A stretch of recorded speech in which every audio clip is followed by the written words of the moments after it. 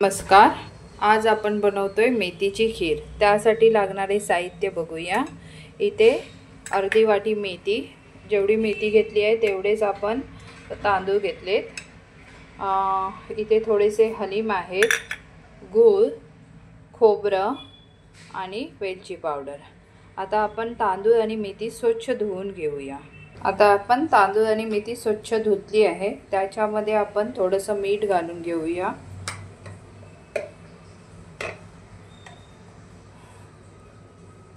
थोडीशी हळद आणि हे आपण कुकरला लावून 4 शिट्ट्या करून घेऊ।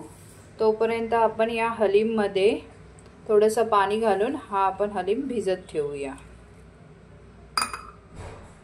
इथे आपण मेथी आणि तांदूळ छान असे 2 शिट्ट्या करून घेतल्यात। 2 शिट्ट्यामध्ये छान मेथी शिजून आली आहे।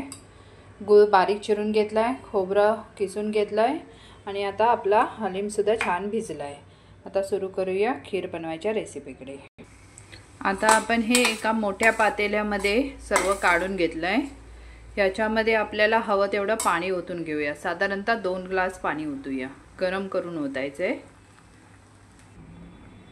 आता पाणी टाकून आपण झालंय। आता गूळ आपण ह्याच्यामध्ये, तुम्हाला जसं गोड हवंय तसं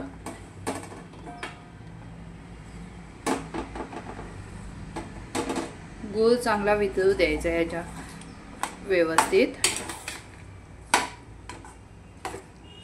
मीठ आपण मेथी आणि तांदूळ उकडून घेतानाच टाकलंय, त्यामुळे मिठाची आता आवश्यकता नाही। गूळ चांगला मिक्स झाला की आपण ह्यामध्ये खोबरं टाकून घेऊ। आपला गूळ वितळत आलाय। आपण जे भिजवला होता हलीम, ही अशी पौष्टिक खीर नाश्त्याला करू शकता किंवा तरी चेंज बनवून। हलीम ह्याच्यामध्ये व्यवस्थित मिक्स करून घेऊया।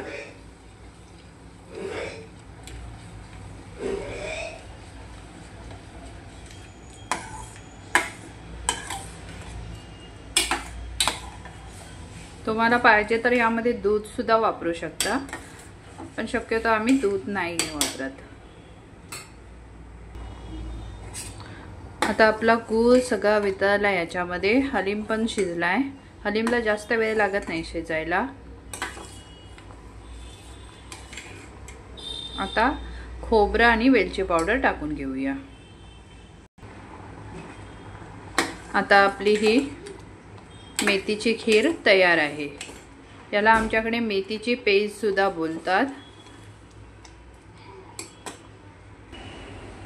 पाहू शकता, सुंदर अशी हेल्दी पौष्टिक मेथी खीर आपली रेडी आहे।